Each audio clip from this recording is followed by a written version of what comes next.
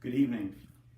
I'm Dr. Frank Malitz, and I truly appreciate the opportunity to speak at TED on a topic that I am extremely interested in and that has gripped the nation.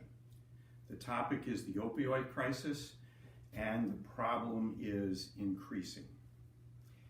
It has been estimated, now that it has been declared by the President of the United States, to be a state of emergency, to cost the nation over $504 billion just this year alone.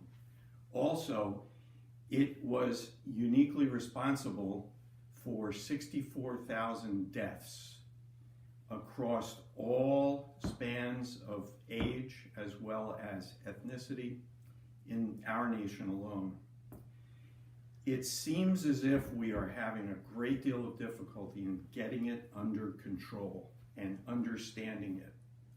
I believe that I have a possible approach which I would love for you to consider as I present that approach to you this evening. First, we need some help in understanding the crisis itself.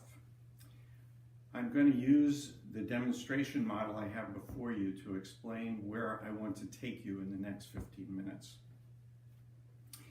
The human brain is a marvel, an absolute marvel of Darwinian evolution. This 3-pound structure, the human brain, contains over 86 billion, let me say that again, 86 billion neurons in this structure. In addition, there are over 100 trillion possible connections between those neurons. And in the corpus callosum alone, separating the two hemispheres, the white matter that connects these two structures carries over 300,000 pathways alone. How do we even begin to get a handle on such a complex structure as this? What I want to posit tonight is that this human brain and its prefrontal cortex, the frontal part of the brain, is responsible for what makes us human. The prefrontal cortex is responsible for executive functioning, cognitive development, and most importantly, sound decision making, and importantly, the weighing of options and alternatives. The opioid crisis is actually, in my mind, and after a solid year of study, actually not an opioid epidemic alone. It is actually much worse than that, and also potentially offers some solutions. I'm calling this the psychoactive addicting disorder spectrum.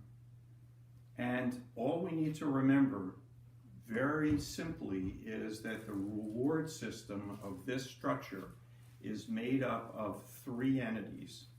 The first is the nucleus accumbens, connected to the ventral tegmental area and going directly to the prefrontal cortex. Psychoactive substances in this marvelous structure of learning and intrigue and exploration allows that if dopamine is secreted from anything that is given from outside, that is exogenously, the brain may like that and become hooked on that exogenous chemical substance or behavioral activities. If you look at this list, it contains certainly some of the objects of the opioid epidemic, such as opioids, cocaine, LSD, heroin, and the like. But it also contains substances that we utilize every day: nicotine, caffeine, alcohol products. And there are behaviors that create dopaminergic responses in this structure. These include others on this list, such as gambling, technology and screening, eating disorders, workaholism, and the like. Thus, this model, even though it is more inclusive than opioids alone, certainly gives us some options for hope and for potential treatments as we move forward. Thank you very much.